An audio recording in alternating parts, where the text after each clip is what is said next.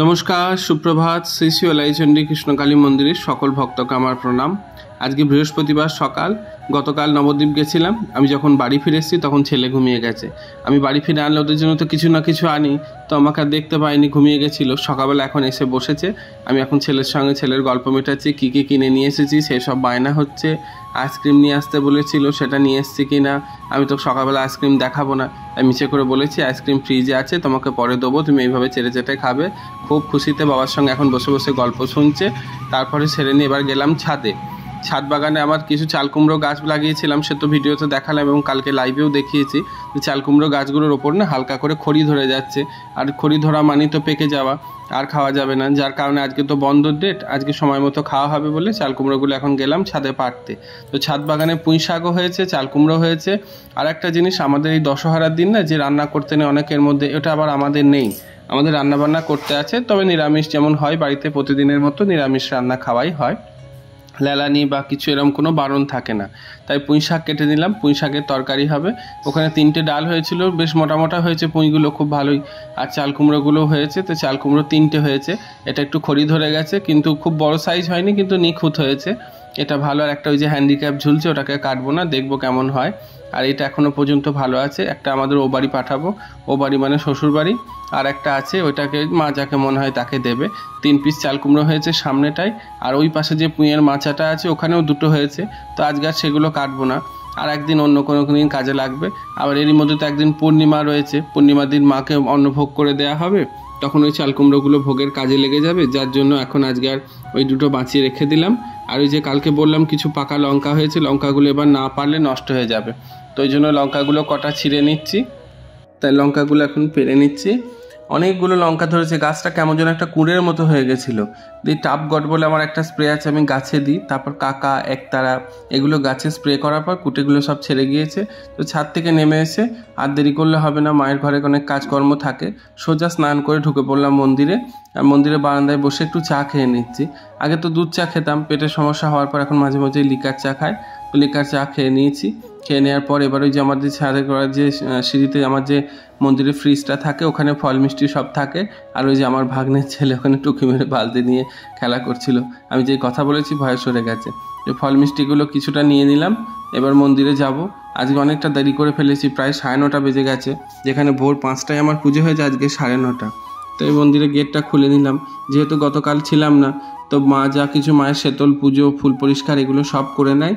কিন্তু এইদিকে নারায়ণশিলা আছে বলে এদিকে সিংহাসনে হাত দেয় না। ওই জন্য গৌর, পঞ্চতত্ত্ব, চরণে, নারায়ণের এগুলো সব শুকনো ফুলগুলো ছিল, একটা একটা করে সব তুলে পরিষ্কার করে নিলাম। তারপর গঙ্গার জল টল দিয়ে প্রতিদিন চান করিয়ে দেওয়া হয়, যেমন সুন্দর করে স্নান করিয়ে নেবো। আজকে বৃহস্পতিবার হলো, আজকের মায়ের শাড়িটা পাল্টাবো না। মাকে যেটা পরানো ছিল সেটা পরেই পুজো করে নিলাম। ওবেলার দিকে পাল্টাবো, মানে বিকালের দিকে, এটাই ঠিক করেছি। তাই এদিকে সব বাটাটা সাজিয়ে নিয়ে রেডি করে নিয়ে পুজো করে বেরিয়ে এলাম। এদিকে দুজনা মিলে পিসি আর আমার বউ দুজনা প্রসাদ বের করছে। আজকে আমার এই যে একটা নাতি অর্থাৎ ওর বাবা মাকে বাবা ডাকে, তো ওদের বাড়ি হচ্ছে ওই মূলগ্রাম দিকে। তো ওই ভক্তর ছেলেটা আজকে এসেছে, মানে মায়ের কাছে প্রসাদ খাওয়ানো। প্রসাদ বলতে মুখে ভাত, ওদের বাড়িতে এগুলো করতে নেই। তাই রঘুনাথের ছেলেকে এখন আমি মুখে ভাত খাইয়ে দিচ্ছি, ছোট্ট পাড়া কোলের মধ্যে নিয়ে মাখিয়ে টুকিয়ে দিয়েছি। আমি ভয় পাচ্ছিলাম ঝাল লাগবে, কাঁদবে কি না। তোকে খাওয়ানো টানো হয়ে আমরাও খেয়ে একটু দুপুরবেলা বিশ্রাম করেছি। বিকালবেলা আবার চলে এসেছি মন্দিরের কাজে, গা কাপড় ধুয়ে স্নান টান সেরে, কারণ মাকে তো আজকে ওবেলা কাপড় ছাড়াই নিয়ে বেলা কাপড়টা ছাড়াবো। তাই একটু গঙ্গা করে গঙ্গার জল মাথায় নিলাম, একটু মুখে দিলাম।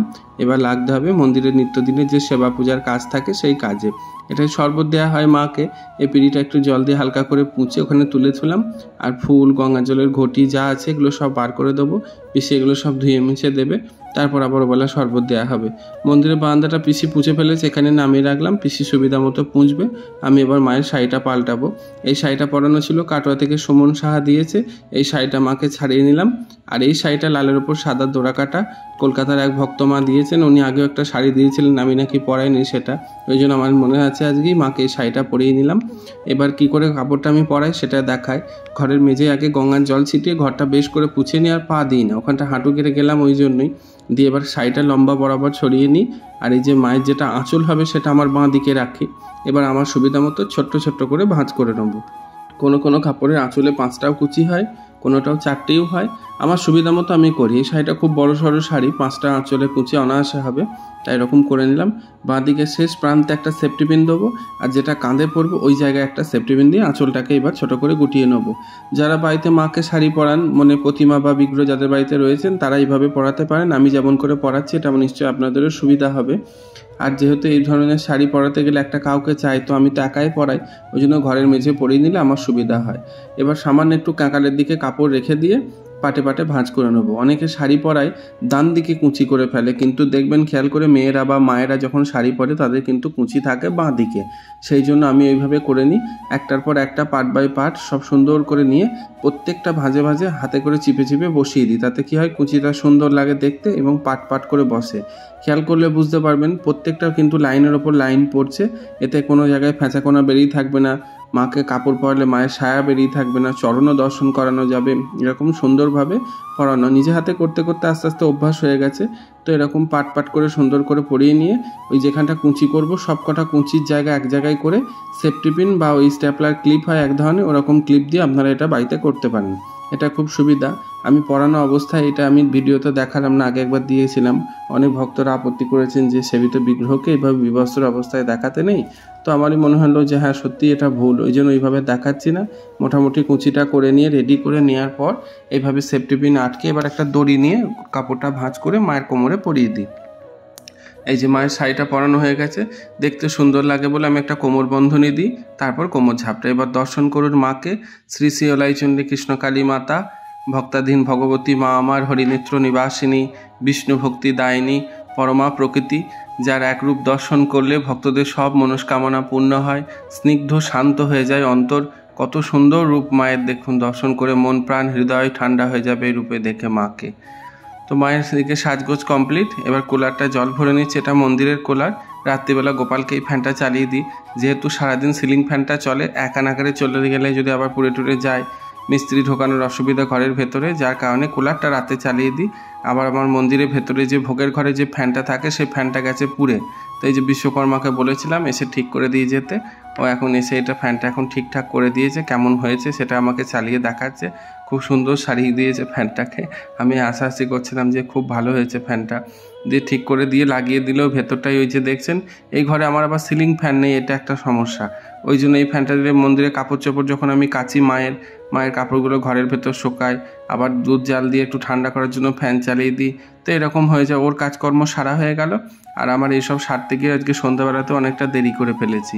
ফলের বাটা, নৈবেদ্য, আরতির জোগাড়, শীতলের জোগাড় সব হয়ে গেছে। তো আমি এবার আরতি দিতে যাব, আর গল্প করলে হবে না। আজকের মতো ভিডিওটা এইটুকুনি, দেখা হবে আগামীকাল নতুন কোনো ভিডিওতে।